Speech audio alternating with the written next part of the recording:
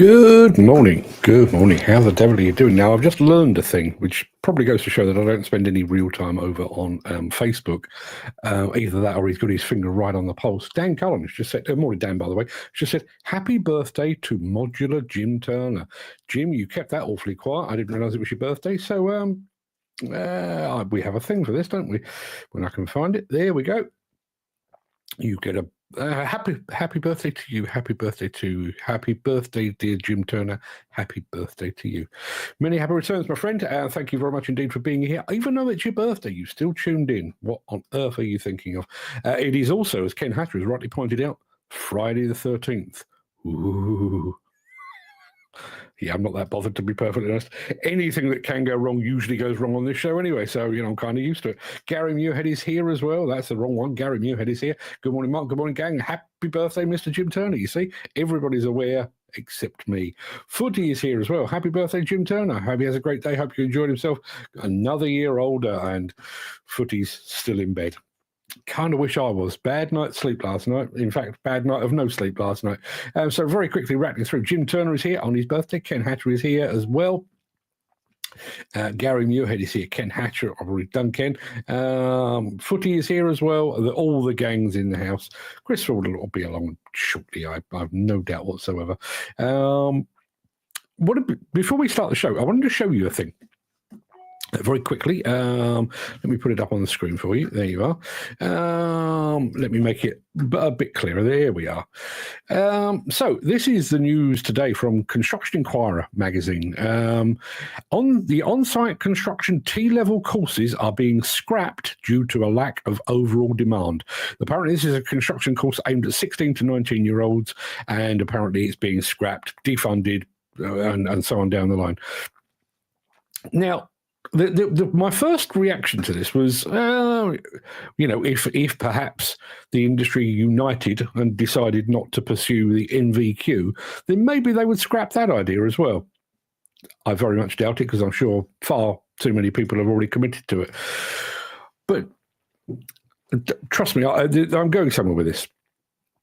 I have been trying desperately. I read a book not so long ago, and I've been trying desperately to practice what is known in the trade as metacognition, which is a really poncy, fancy way of saying thinking about your thinking. Now, I come on here 5 days a week generally, and I spout forth about things that, I have a passing interest in, and some of which I know very, very well, and I'll come to that in a little bit later. But I have to check myself that I'm not just taking things at face value. Now, Construction Inquirer, which I admire enormously, has presented this set of facts here that they are scrapping this construction T-level course because of lack of demand. What they don't mention is what that potentially means. Look beyond the headlines. The facts are a course is being scrapped. It was a course for 16 to 19-year-olds, and as a result of a review into vocational qualifications, they've decided to scrap it because of a lack of demand. Does that mean, to my mind, it probably does. Does that mean that there are less young people joining the industry? In which case, surely the alarm bells shouldn't be on a little-known training course folding. That shouldn't be the headline. The headline should be crisis, even less young people joining the industry. Should we not be looking? Think about your thinking. Think beyond. It's not. We don't live in a binary world. And I was thinking about this. And one of the examples that was used in the book is, this notion that, for example, women are bad drivers. Some women are bad drivers. Some women are very good drivers. Look at the lady on Top Gear, who sadly no longer with us, used to do the drives around the Nürburgring. Absolutely fantastic driver. Superb. So, binary thinking doesn't work. It's not black or it's white. There's a lot of, and it worries me that the magazines, and I'm going to come back to this a little bit later on because the question of the day kind of leads me into it, but the lack of onward thinking. This isn't just a little known training course folding. This is reflective of a wider problem in the industry, that young people aren't seeing this as a career of choice. we'll come back to that. But good morning to everyone, and again, happy birthday to Jim Turner. I need to fold a thing away on my screen because it is time for me to roll the intro, post the question of the day, and get this show on the road for the final time this week. Here we go.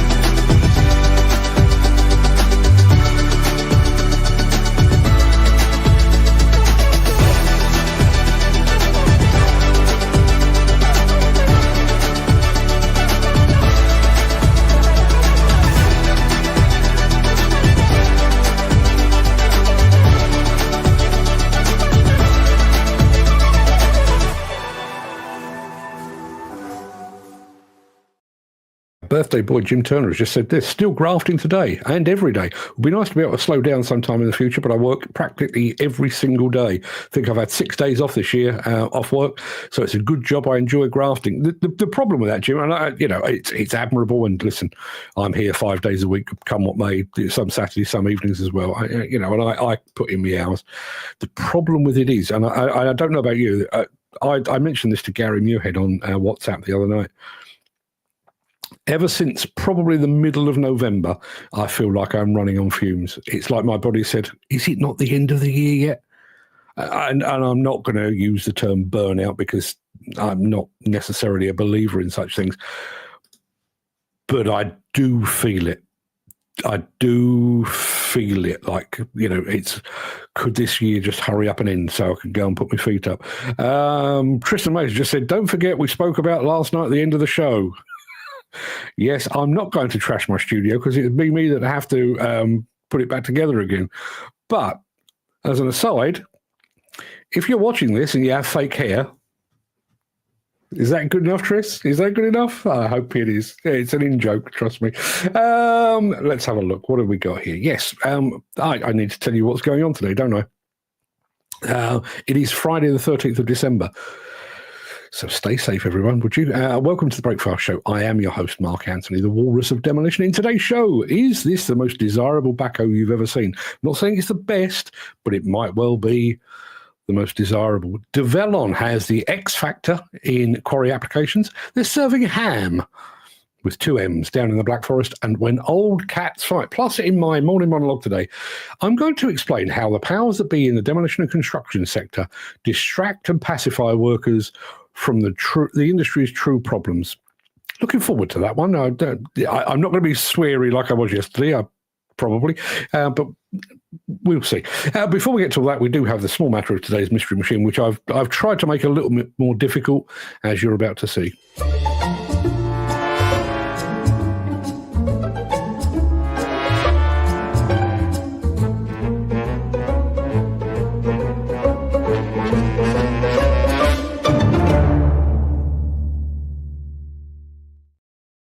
Yes, Dan Cullen was back on winning form yesterday. Let's see if he can get his eyes and his brain around this one. I'll be absolutely honest with you. I thought the colour of this machine would have been a bit of a not a complete giveaway, but a bit of a giveaway. So I've made it black and white. Yeah. So that's the machine that's a tiny part of the machine I need you to identify. As ever, I need from you a make and a model, if you would be so kind. And while you're figuring that out now, just let me check. Yes, I did post the question of the day, so that's good. Let me take that away for just a moment and let me remind you of that question of the day.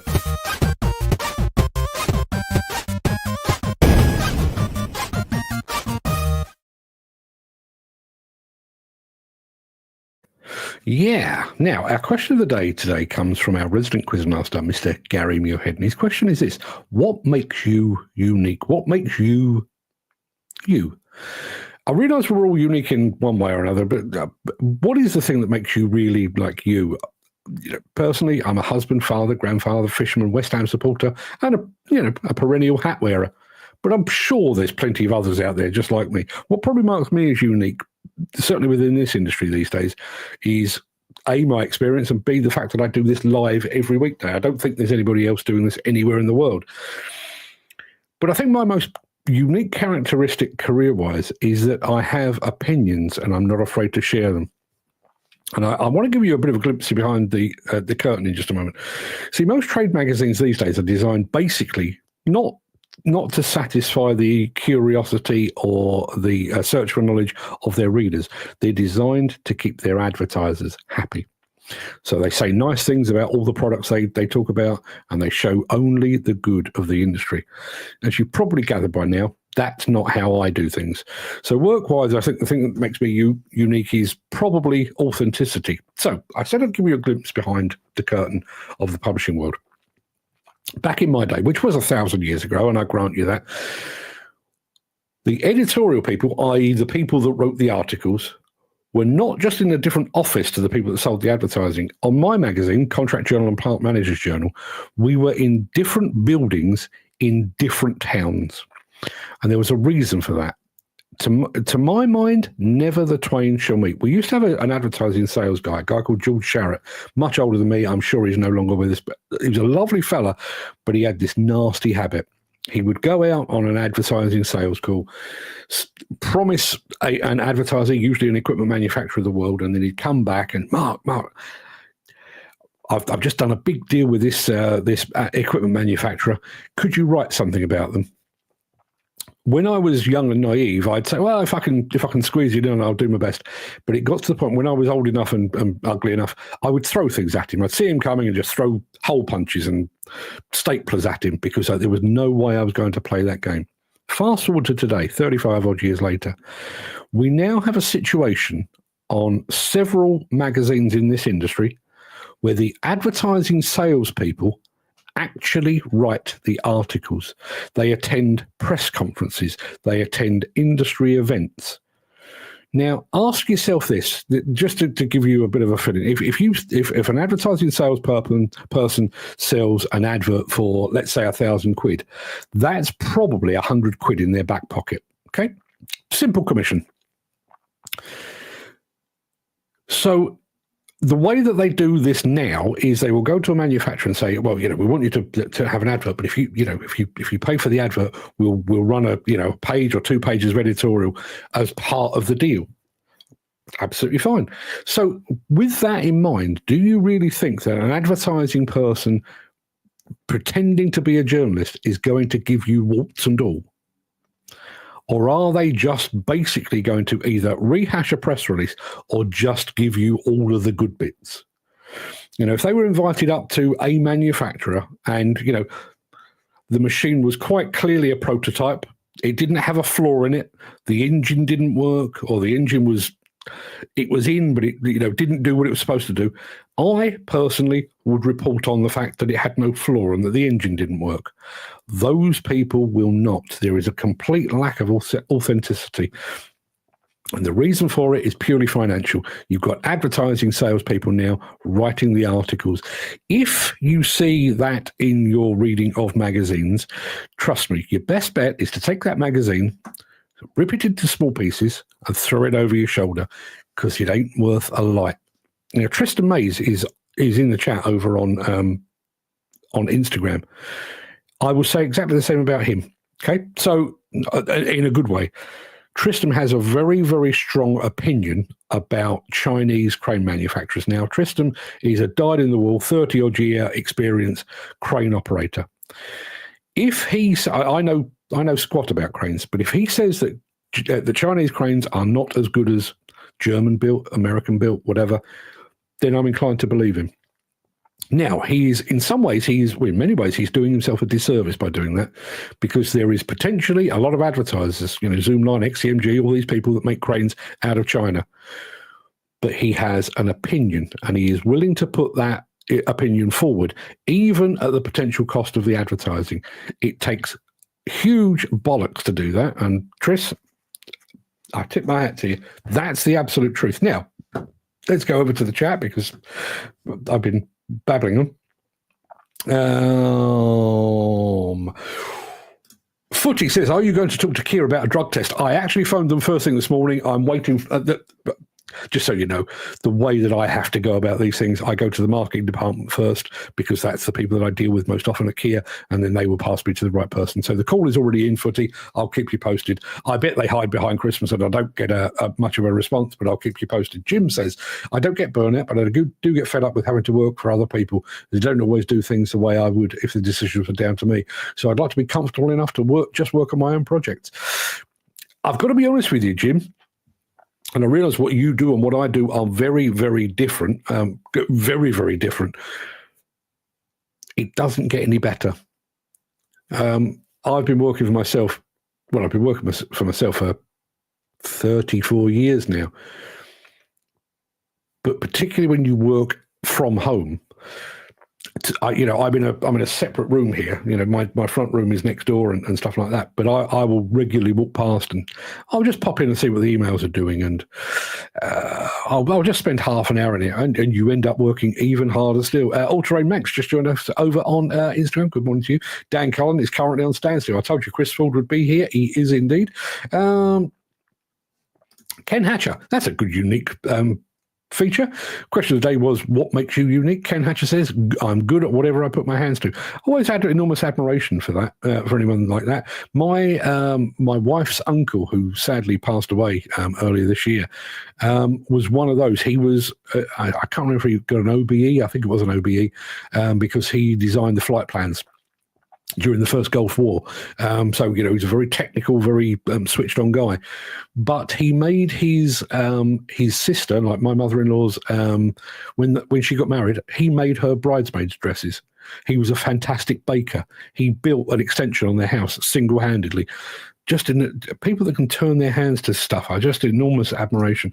Question of the day, Dan says, my caps, my love for plant and equipment, and my no-nonsense for bullshit or twats. Well, I mean, the last one, you're not exactly unique in that, but I take your point, absolutely. I do need to take that away, and I do need to play a thing when I can find it. It looks like this. Yes, that was up there yesterday. Everybody that knows that's what we're talking about right now. Keep the bits coming in on the mystery machine, which I want to show you a bit more of now. There you are. It is in black and white to make it a little bit harder. I'm looking for a make and a model, if you would be so kind. Question of the day, as we've already discussed, is what makes you unique? What makes you you? Time to start the show a proper, like this.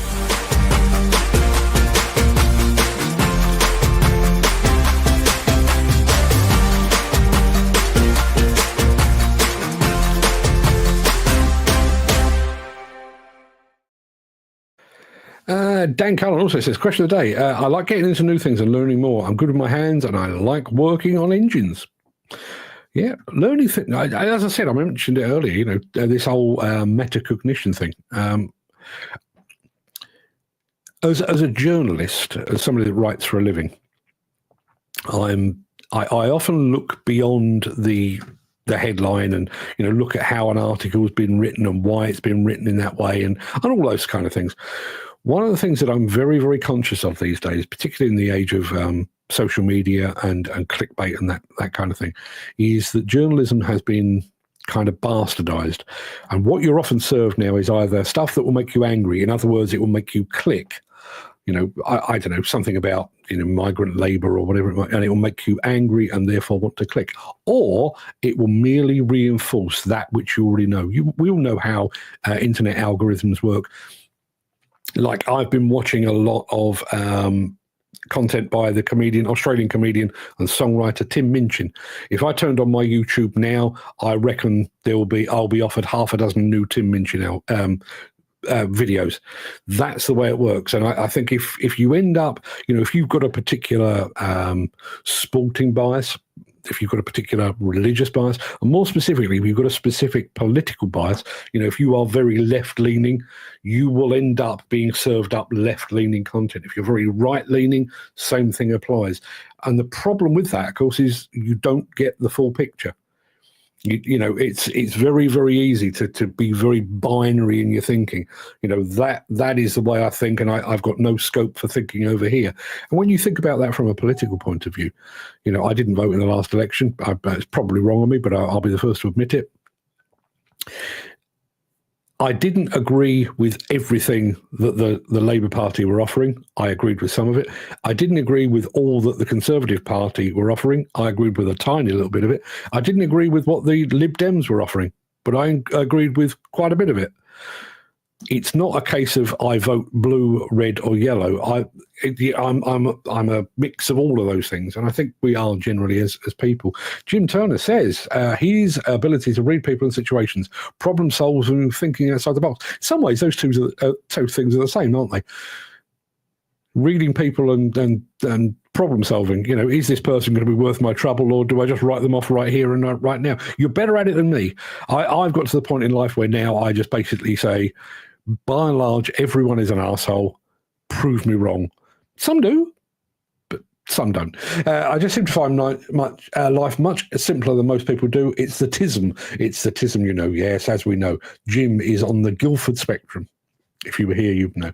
And I bloody love it, he says. Mystery Machine, we're going back to that. Dan Cullen is offering the New Holland L318. He's also offering the L334. It is neither of those things. Let me show you a bit more. That doesn't really help at all, but it is. I'll tell you now, it is not a New Holland of any description.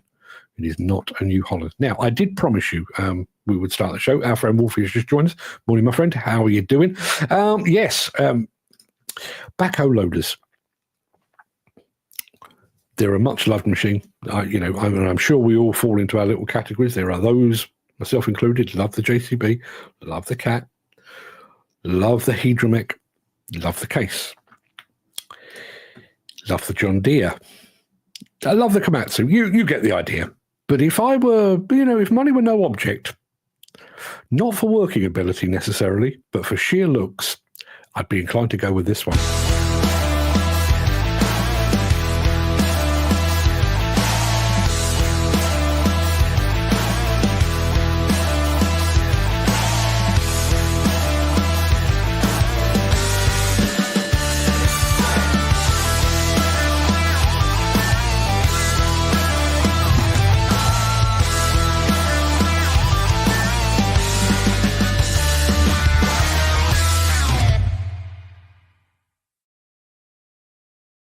That's pretty sexy, right?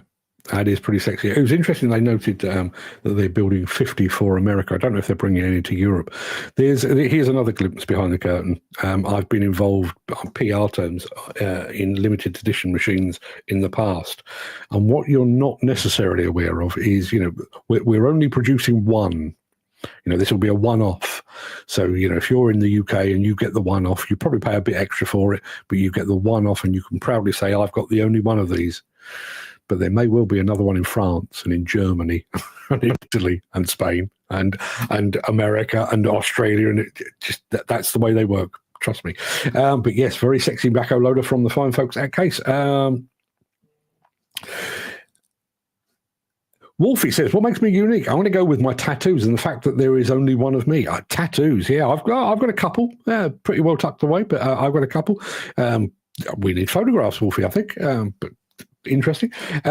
Footy says, I wish I'd never got rid of my ticket. Better on a track machine, but I'm a 180 man.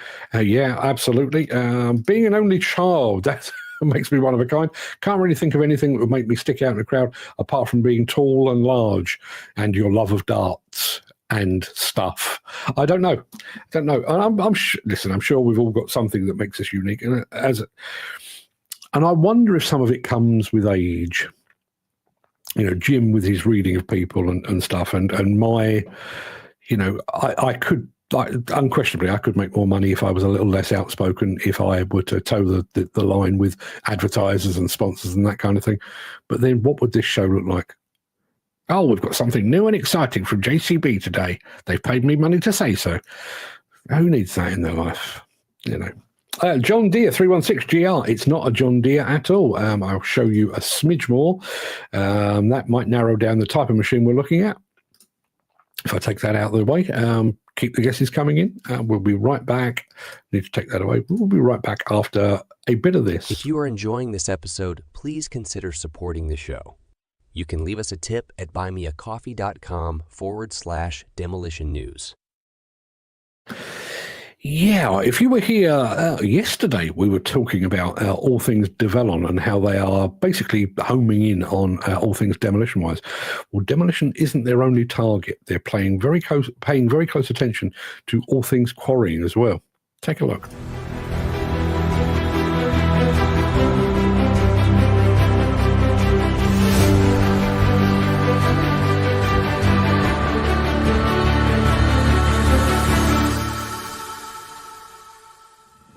디벨론은 전 세계 많은 석방사 현장에 최적의 굴착기, 필로더, 트럭을 공급하고 있습니다. 석산 현장에서 고객의 고민을 드릴 기회가 많았고 고객은 석산 현장 전체의 최적 운영을 위한 방안을 찾고 있었습니다. 쿼리엑스는 관제 및 운영 솔루션으로 지난 2년간 개발 및 시증 테스트를 완료하여 출시하게 되었습니다.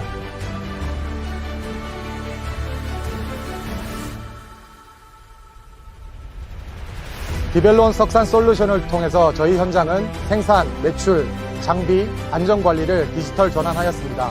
기존에는 트럭 입출하 정보를 무전으로 통신하고 전표를 발행해주는 출하시 등이 필수적이었지만 이젠 석산 솔루션의 출하 자동화 기능으로 대체할 수 있었습니다. 생산관리 모듈에서 제공하는 내부 트럭 경로 추적 모니터링 및 트럭 피딩 횟수 자동 계산은 트럭의 생산량을 정확하게 모니터링하여 체계적인 생산 계획을 세우고 트럭 대수를 최적으로 운영하여 운영 비용을 개선할 수 있었습니다. 저희 현장은 실제로 트럭 대수를 줄였지만 전과 동일한 생산량을 유지할 수 있었습니다. 디벨론의 석산 솔루션 쿼리엑스는 실제 현장 운영 효율을 높이는 데 큰 기여를 할 것으로 기대하고 있습니다.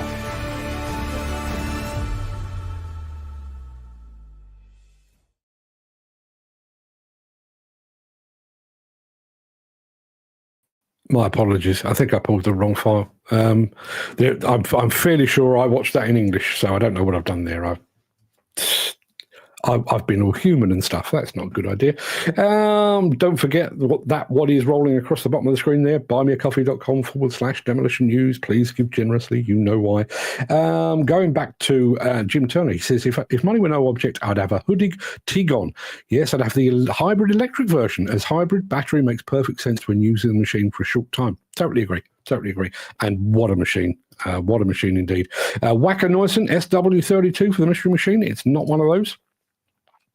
Jim also says, if money were no object, I'd have the backhoe loader that's already in my head. And after I proved it works, I'd market it. Yeah, if only we could all get a sneak peek inside Jim Turner's noggin, eh? Let me go back to the mystery machine and give you a smidge more.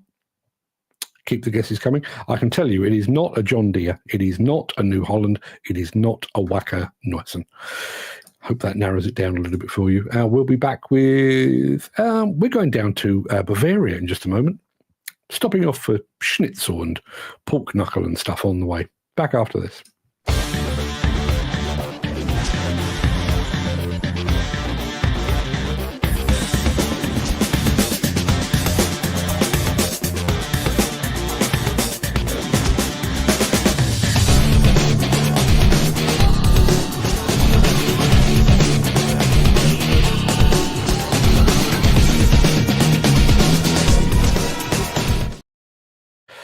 Yeah, sorry, something just went weird on my screen. I do apologise. Yes, I was talking about Bavarian forest. We're going down there for a spot of ham.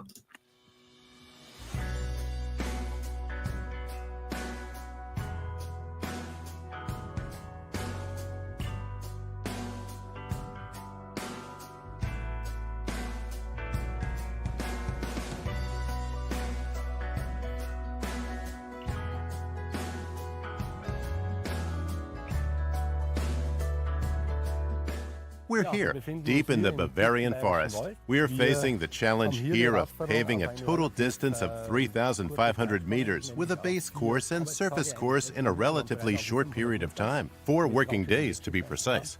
The road itself has been completely closed. Both public transport and local residents normally use this route, so we have to provide this service in a very short time frame. We decided to upgrade our fleet of vehicles and equipment so that we could lay the base course in just 2 days and then apply the asphalt surface course afterward.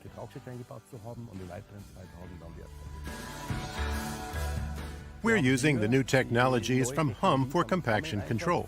We expect that this will enable us to pave faster and more effectively, and also to achieve the required compaction values more accurately and with greater certainty in order to minimize economic losses and, at the same time, to deliver high-quality work to our clients. Von uns fernzuhalten und gleichzeitig eine hohe qualitative Arbeit an unserem Auftraggeber abzusetzen.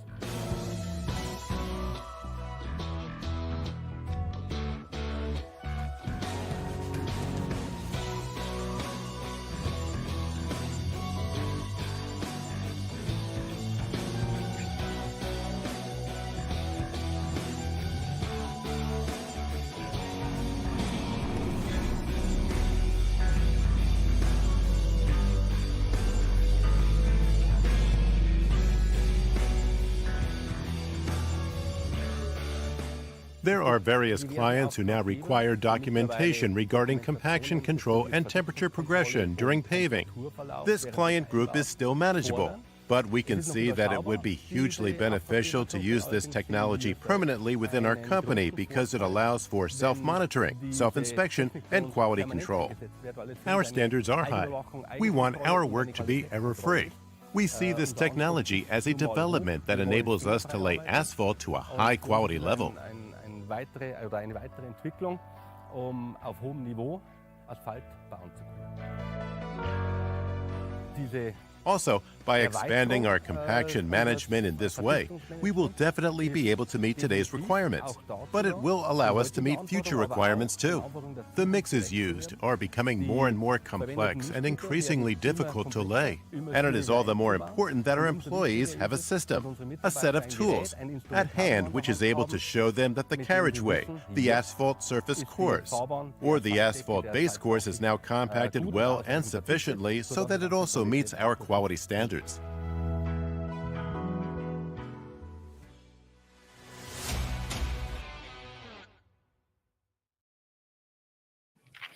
Going to say a very quick good morning to Peter McKenna. Morning, Peter. Boo, he says. Morning, all. Tried on Facebook, not allowed. Seems I'm still muted for speaking my mind on a post yesterday. See? You see, that's how they get you. If you want to survive in this world, in online, you need to be beige. If you want to make it in the magazine publishing world these days, you need to be beige. Sod that. I want to wear bright pink and shout from the rooftops. Going back to the Mystery Machine. But good morning, Peter. Thank you for joining us. Mystery Machine looks like this. We haven't had a correct guess yet. Dan Cullen is going for multiple Bobcats, including the S70, the S100, and the S530. He's also going for the 450, the 510, none of which is correct. In fact, it is not a Bobcat at all. Going back to Mick Norton, who says, take that away for a second, good roller operator often makes or breaks a road construction project. Yeah, absolutely they do. I think that was one of the things that excited me when I saw the autonomous hub from XCMG, where the paver basically is communicating with a bunch of rollers behind it, telling each of them precisely what needs to be done, and they basically follow the instructions. Very interesting stuff. Jim Turner says, Hamm are good rollers. They are. I used to do the PR for them for a little while. We hire them in sometimes. Not that big, but the size we have are very good compared to the alternatives of similar size. Not enough heavy dead rolling enough nowadays when tarmacking. Do you remember those big old beasts? I do remember Avon Barford, when I was doing their PR, funnily enough, they brought one back, and I mean, it looked like something out of the 1950s, but it did the job. Trust me. It's a dead roll, as it calls. It gives a smooth, tight knit. You're right.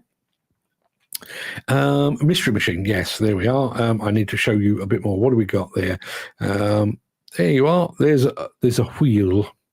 If that helps at all. Dan Cullen is also going for the Komatsu SK714. It's not a Komatsu either.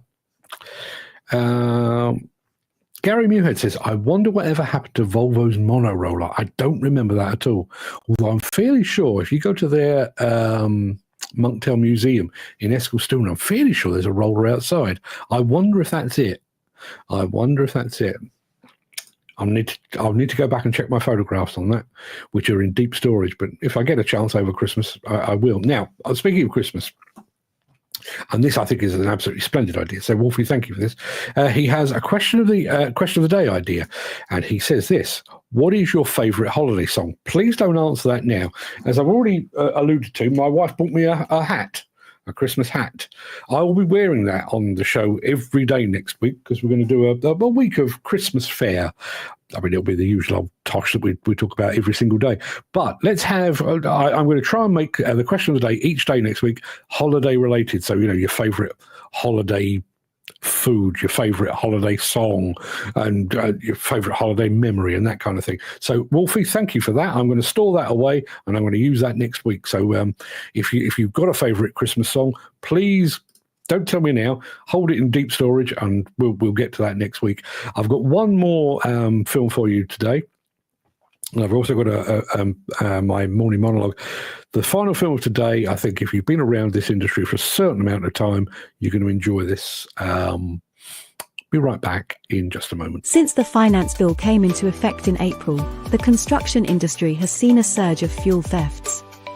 The rising cost of living has placed an additional risk of theft by employees and contractors, as well as opportunistic thieves. By using diesel dye and placing warnings of its use, you are sending a clear message that this is your fuel.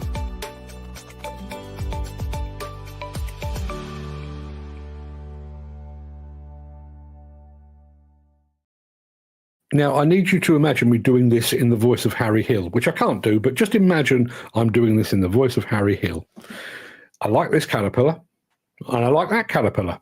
But which one's best? There's only one way to find out. Fight!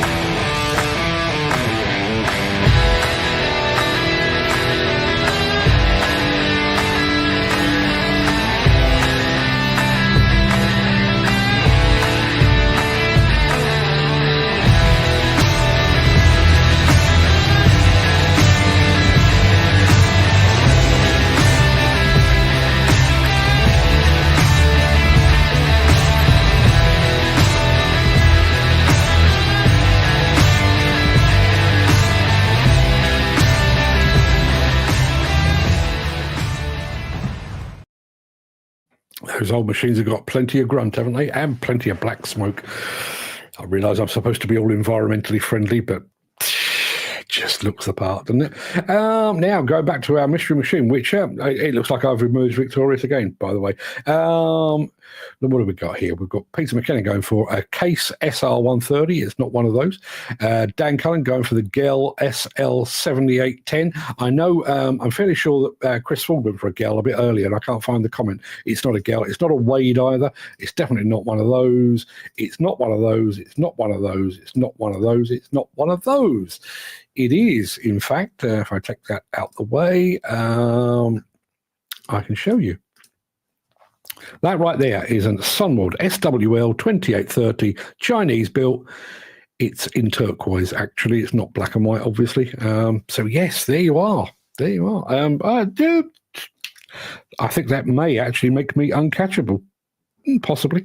We've got 5 more shows for you next week. As I say, all kind of vaguely Christmas themed, so tune in for that. Jim Turner says, more old plant on the show, please. I think we can make that happen. to be honest, I was half expecting to have fallen back on that by now, because I've mentioned this before. It is that part of the year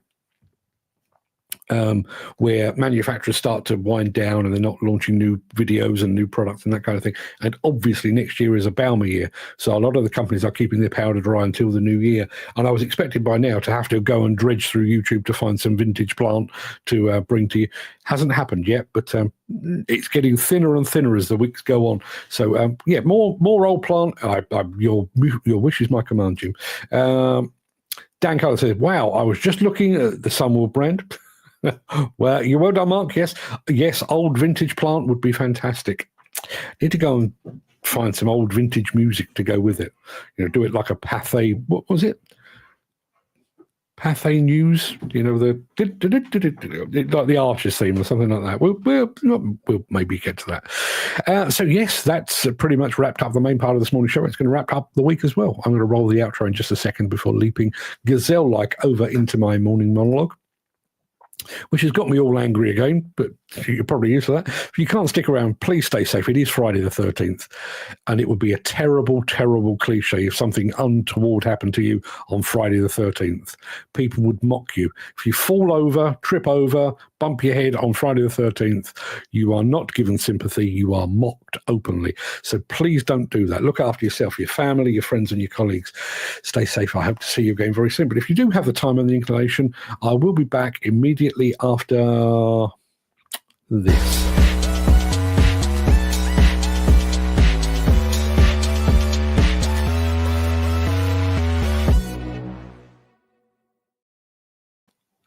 We've had a couple more comments, which I'll deal with before we get into the morning monologue. So Dan Cullen says, American country or Irish music? Oh, a bit of Irish music. Get a bit of the Chieftains on. Yeah, absolutely. For vintage plant. Yeah, I totally agree. Once knew an Irishman who thought an itchy fanny was a Japanese digger. I always heard that joke as a Japanese motorcycle. But yeah, I get your point. It's a good one. Thank you for that, Dan. Thank you so much for sharing. Not footy, it is. Peter says, in pagan times, Friday the 13th was considered a lucky day and a day to celebrate the divine feminine. Trust me, I celebrate the divine feminine every single day. My wife hates me for it. Anyway, morning monologue, it is that time. Have you ever tried to pacify a screaming child by dangling a shiny object in front of them? It's an age-old, field-proven, tried and tested tactic. A crying baby captivated by the jangle of a bunch of keys might quieten down momentarily. A toddler in the throes of a mid-restaurant meltdown might be distracted by the colourful menu or the sight of the ice cream machine. Sometimes it works, a brief respite from the chaos, a momentary balm for frayed nerves. But does it solve the problem? Of course it doesn't.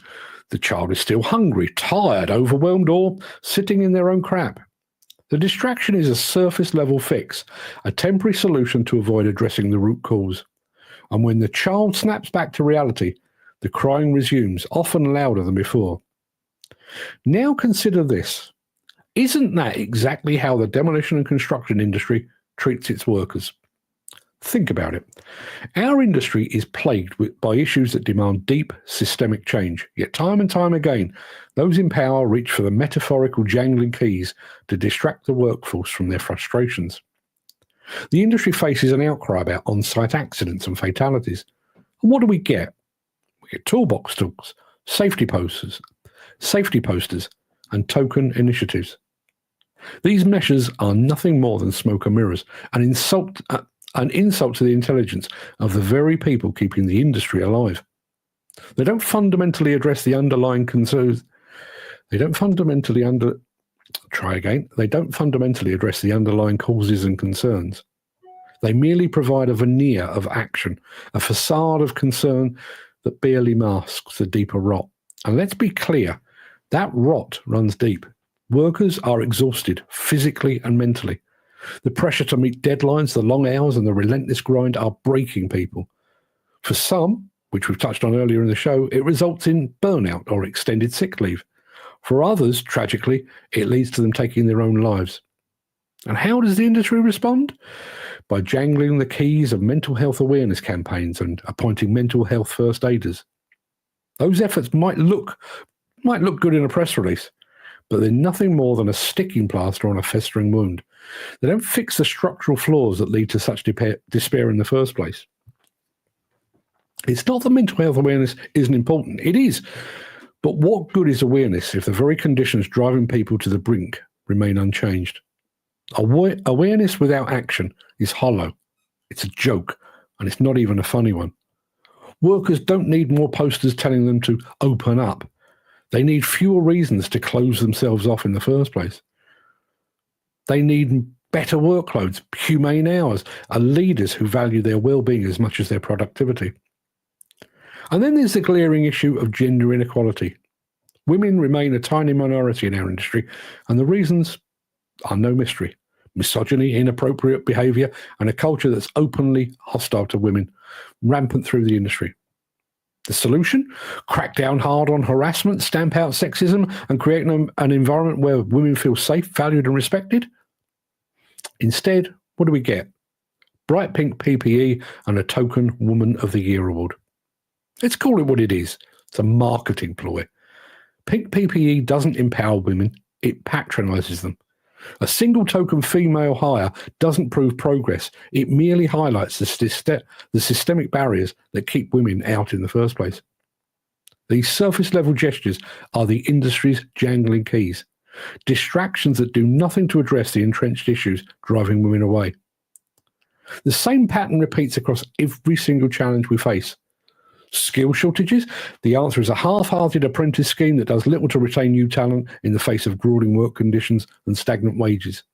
Worker safety? Another PowerPoint presentation of best practices while corners are cut every single day on site to meet impossible deadlines. But here's the thing. Workers today aren't stupid. They can see through the charade. They know they're being placated instead of being heard. They feel the strain of the problems that are being ignored. No amount of shiny distractions can erase the reality of an industry that too often treats its people as expendable. Enough is enough. The time for superficial fixes and PR stunts is over. If the industry genuinely cares about its workers, it needs to prove it with real, meaningful change. Stop hiding behind empty gestures and start addressing the root causes. Stop the endless grind of unrealistic deadlines and prioritise safety over speed. Redesign workflows to minimize risks. Create a culture where workers feel supported and not bled dry. Mental health issues don't emerge in a vacuum. They're the byproduct of a toxic work environment, relentless pressure, and a lack of support.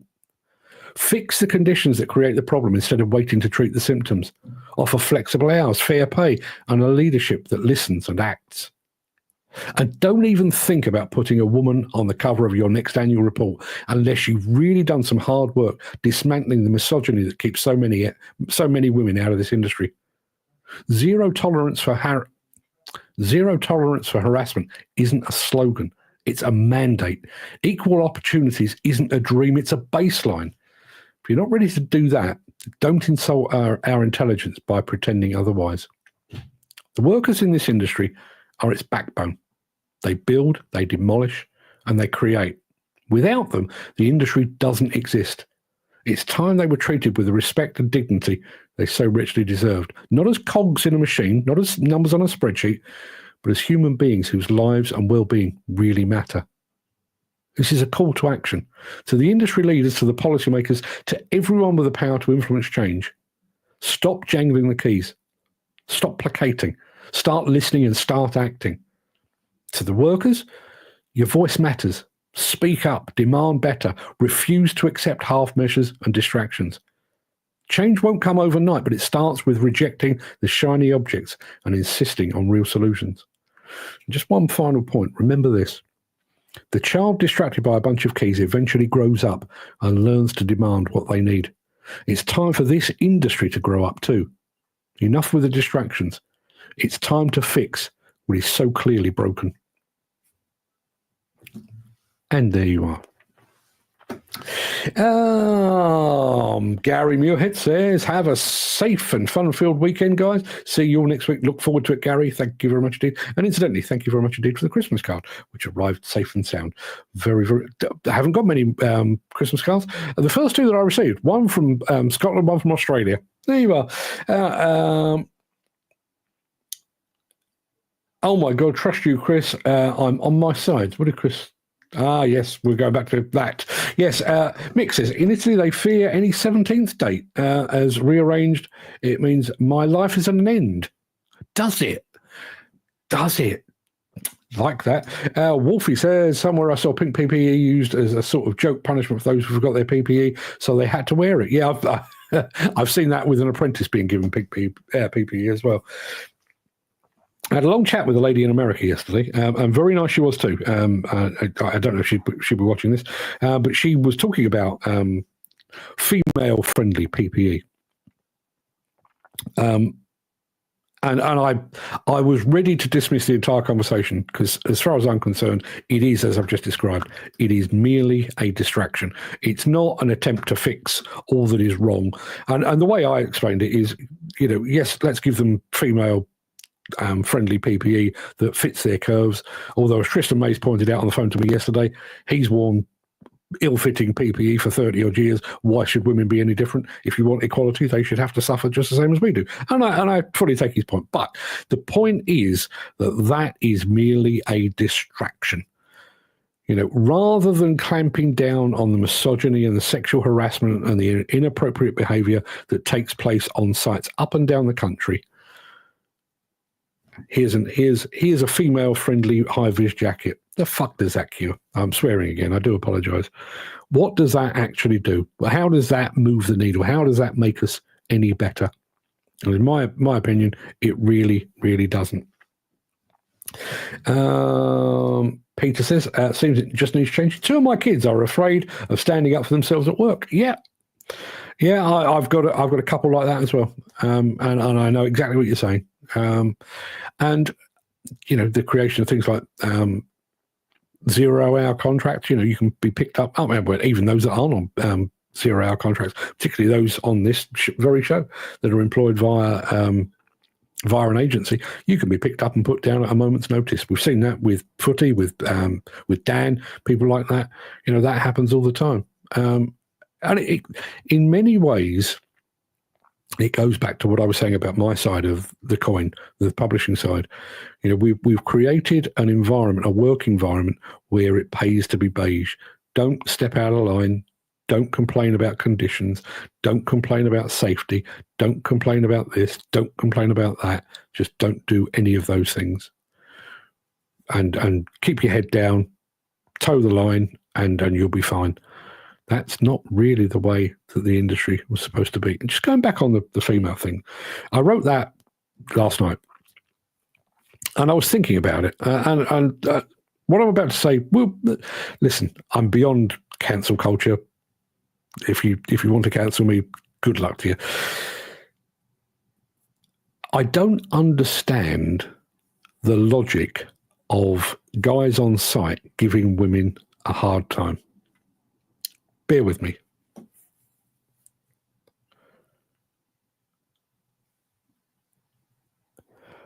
From the age of about 13 until pretty much the day I got married, there was very little in the world I wouldn't have done, in order to spend time with women, girls, women, ladies, whatever. If somebody had said to me, if you can swim this shark-infested river, they do live in rivers, trust me. If you can swim this shark-infested river, there's a woman over there in a bikini. Yep, count me in. I'd absolutely. I prefer the company of women. I'd do anything to hang out with women, particularly before I was married. Anything whatsoever. And I don't think I'm unique. I don't think I'm particularly over testosterone. I'm just an average kind of guy. And yet. And also bear in mind the stereotypical construction worker wolf whistling the woman that walks past, and I've never fully understood that. I don't think a wolf whistle has ever actually worked, but hey, keep trying, fellas. But then on the day where you go to work as a bloke and there's a woman arrived on site, and in many cases they're quite young, quite attractive, they've got ill-fitting PPE on, but So rather than thinking, hey, it's my lucky day, I'm working with a woman who probably smells better than the guy I've been working with up until this point, probably doesn't fart every time she walks past me. Rather than celebrating the fact that you've got somebody attractive, sweet-smelling, good at their job, competent and everything else, they decide to give her a hard time. How on earth does that make any sense? And the only way I can make sense of it,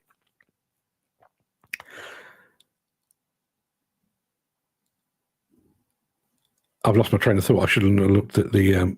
the only way I can make sense of it, you remember when you were about 10, 11, and there was a girl you really liked. So rather than going up to the girl and saying, hey, Debbie, they were all Debbie at my school, hey, Debbie, kind of like you. What did you do? You pulled their hair and ran away. That's men on site. But how does that make any sense? Jim Turner says it's a fact that everyone has a power to create change. They do. Might not be at the same rate as governing bodies, but we can all make sure we step in the right direction to help change our industry for the better. And things like this. I mean, this is one area, and I know there's a bit of a joke coming up, although it does make sense. If each of us, however many people are watching right now, if each of us went out of our way to welcome women onto our sites and discourage those that we work with, the males of the species that we work with, from giving them a hard time, gradually and gradually and gradually and gradually, that would spread. We could affect that from the ground up. Never mind Woman of the Year competitions on LinkedIn. Never mind posters with, we employ 3 women. Aren't we cool? And aren't we empowering? Never mind all that. We could change it from the ground up if we so desired. Peter McKenna says, the only way for change is for everyone to down tools until you're listened to, but there's no backbone in Britain anymore. Yeah. We've been, and again, I keep drawing the parallels between your part of the industry and my part of the industry. We've basically been fed a situation where you are rewarded for towing the line. Going back to my advertising salespeople writing articles about the new backhoe loaders, they're not going to give you, there are a couple of good magazines out there, and I would certainly single out Awesome Earth Movers as one of those, but if you were in the market for a new, let's use backhoe loader as an example, when I used to buy sort of stereo equipment or cars or whatever it might be, I'd go on Bow magazines and, read the reviews and everything else. Seriously, 99% of the reviews that you would read in construction magazines today will not give you the information that will allow you to make an informed decision, because they are too bland, they're too beige. There's no honesty, there's no transparency. I mean, even that, even on YouTube, if somebody pays me to post a video, I have to declare it. I have to say, this is an advert, I'm declaring it. So anybody watching it that sees me saying, I think this is a really good backhoe loader, will know, well, he's being paid to say that. I mean, I don't do that, but they would know. If you do that in print, if you do that in magazines, if you do that on websites, there's no such requirement. So if you're reading magazines, and we all know who they are, if you're reading those magazines thinking, well, they seem to like this machine, they don't. For one thing, they know fuck all about the machine, and for another thing, they've been paid to say nice things. Watch your step with that. Jim Turner, going back to this, our pink PPE does have a use, not as a punishment, but as a sign that a woman is in the line of sight in case anyone is about to have a slash.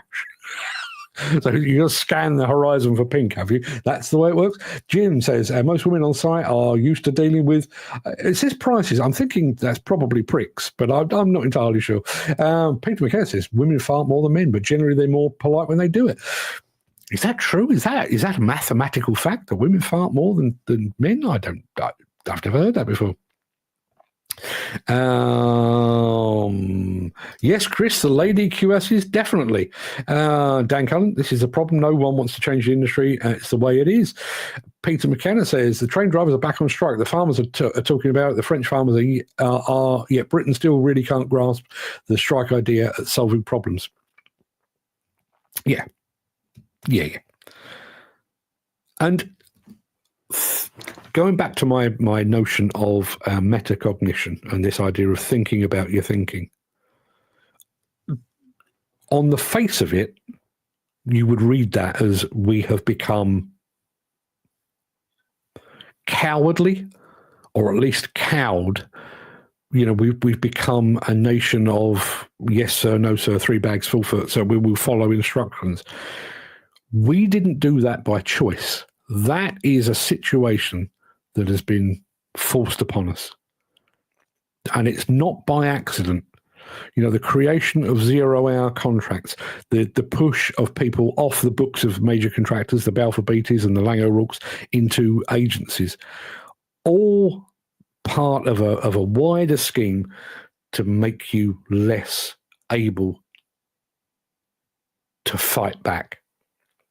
If you are an agency worker and you go to your site supervisor and say, there's an open manhole cover over there, it needs to be covered over. Anybody with a right mind would say, okay, not a problem, I'll go and fix that, or I'll get somebody to fix that. In many cases, it's a case of, this guy's a pain in the ass, get rid. Gets agency, this guy's no good, send me somebody else. And that is a situation not of our making, and not beyond our control. We don't need to. What is the song by the Style Council? Walls Come Tumbling Down. The opening line of which, we don't need to take this crap. We don't. Jim says, yes, the cock lads are being. I've already fucked, so cunts, because they haven't got the guts to try trapping up the lady on site. Eddie Izzard does a very good talk about being attracted to the girl that the lad fancies in the playground. A lot of fellas on site are no more grown up either. I'm not sure it's that one, but the Eddie Izzard skit covered in bees. Oh, you're nice. Yeah, but you're covered in bees. If anyone's ever seen that, if you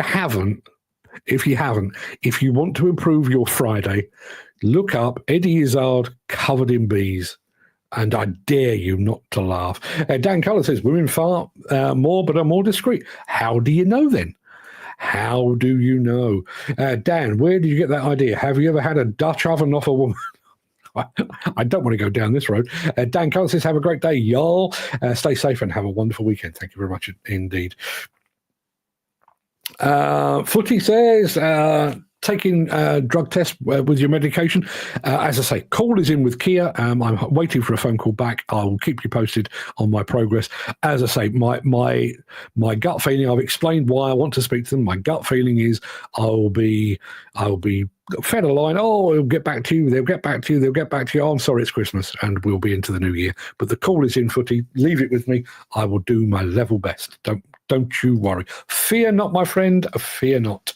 Mick Norton says, I remember when out on manoeuvres with Omani forces in the desert, you would clamber out your tent as the sun came up to be greeted by a landscape covered in pink toilet roll, recently disposed of by soldiers splitting their peaches. Splitting their peaches. I'm almost afraid to ask. Peter McKenna says, like I said on the phone, Graham, I've never had a problem with drug tests at work. Tell them beforehand what medication you have and take the test. It should be as simple as that. Still standing here at the moment, so possibly an early trip home. Well, I hope you get paid the full day, and I hope they give you a half day off, Dan. Because everyone's a winner in that case. Everybody, I'm going to be back on Monday of next week. The recap will follow in an hour and a half, or whatever it might be, so you can listen to what our AI team think about our collective discussions about what is wrong and broken with the industry. I'll be back on Monday, and I will be sporting that. I will. I'll be Santa Mark or something like that. So, we'll be a bit more lighthearted next week. I'm going to go and try and find some good vintage plant to bring you to while away the hours. Maybe a bit of Christmas music. I'll see if I can find some snow. Did I have snow? Well, no, I'll need to go and find some. What I can do, I can have a witch Not really Christmassy, is it? I can have some bats. Not Christmassy. I can even have a skeleton. Not very Christmassy. I'll go and have a look, see if I can find something a bit more Christmassy to put on the screen.